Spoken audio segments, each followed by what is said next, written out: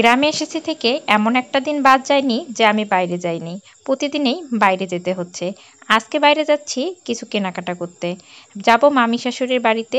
সেখানে মামি শাশুড়ি, মামি শাশুড়ির ছেলের বউ এবং তার নাতির জন্য কিছু কাপড় কিনবো। কারণ আমার হাসব্যান্ড আগেই বলেছে যে তাদের জন্য কিছু কাপড় নিয়ে সে হচ্ছে তাদের সঙ্গে দেখা করতে যাবে। যার জন্য আমি কেনাকাটা করার জন্য আজ আমার মা সহ শহরে যাচ্ছি। আর এদিকে দেখি যে ভালোই পানি হয়েছে বৃষ্টির কারণে মোটামুটি। আর আজকে আকাশটা বেশ খারাপ ছিল, যার কারণে বের হয়েছি যে একটু গরম কম লাগবে। আর মোটামুটি জ্যাম ছিল ভালোই, তারপরও খারাপ লাগেনি। কারণ হচ্ছে বেশি রোদের কারণে অতিরিক্ত গরম লাগে আর একটু বাইরে আসতে মন চায় না, আর সাহসও আমি পাই না। এতটা কেন গরম পড়েছে বুঝতেই পারছি না।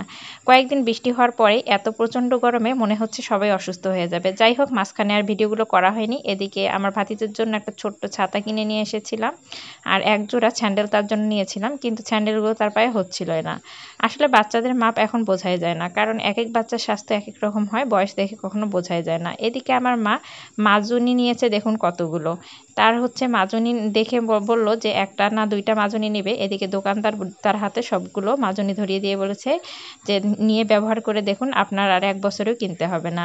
যাই হোক, এদিকে যে আমার হচ্ছে শপিং আমি আপনাদেরকে দেখিয়ে দিচ্ছি। মামি শাশুড়ির শাড়ি নিয়েছি, বাচ্চাটার জন্য একটা ব্যাগ নিয়েছি, শার্ট প্যান্ট সেট নিয়েছি, আর ভাবির জন্য নিয়েছিলাম 3 পিস। আর হচ্ছে এদিকে আমার ভাবি দেখি যে সে ভর্তার আয়োজন করেছে, কারণ আমার ভাই ভর্তা খেতে চেয়েছে। তার জন্য সে বেগুন ভর্তা, ডিম ভর্তা, আর হচ্ছে তিল ভর্তা, বাদাম ভর্তা এগুলোর আয়োজন করছে। এদিকে ডিমগুলো সিদ্ধ বসিয়ে দেওয়া হয়েছিল, এখন মরিচগুলো সব একসঙ্গে ডলে নেওয়া হবে। আমরা কিন্তু আমাদের উত্তরবঙ্গে এই বাটনাটা ব্যবহার করি ভর্তার জন্য। এটাতে কিন্তু ভর্তা করলে অন্যরকম একটা স্বাদ বেড়ে যায়। আপনারাও জানেন যারা এই জিনিসটা ব্যবহার করেন। আর ভর্তায় একটু ঝাল বেশি না হলে কিন্তু ভালোও লাগে না। যাই হোক, আমার ভাবি জিনিসগুলো ভর্তা করছে। আর এদিকে পেঁয়াজ মরিচ সে ভেজে নিয়েছিল, সেগুলো এখানে বেটে নিয়ে এখন ভাগ ভাগ করে সবগুলোর সঙ্গে মিশিয়ে দিচ্ছে। এদিকে ডিম ভর্তাটা করা হয়ে যাচ্ছে। ডিম ভর্তা করার পরে তারপরে বেগুনটাও ছিলে রাখা হয়েছে, তারপর আমরা বেগুনটা ভর্তা করে নেব। যাই হোক, ভর্তা কিন্তু মাঝে মধ্যে খেতে ভালোই লাগে। এটি কিন্তু রাতের বেলা আমরা আয়োজন করেছিলাম ভর্তার। রাতের বেলা এরকম টুকিটাকি ভর্তা দিয়ে খেতে কিন্তু খুব মজা হয়। বেগুন ভর্তাটা খুব মজা হয়েছিল। পোড়া বেগুনের ভর্তা এমনিতেই আমার খুব পছন্দ।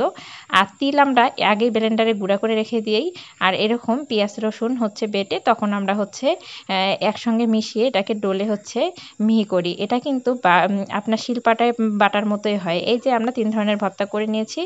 তারপরে এগুলো রেডি করে আমি বললাম যে একটু ভালো করে ভিডিও করে নেই। ভর্তাগুলো দেখতে কিন্তু বেশ লোভনীয় হয়েছিল। তারপর আমার হাজব্যান্ডকে ডাক দিয়ে বলল খাবার খেতে দাও, আর তার একটু আমরা ভিডিও করি। আমার হাজব্যান্ড একটু লজ্জাও পাচ্ছিল। যাই হোক, ভিডিওটা এখানে শেষ করলাম।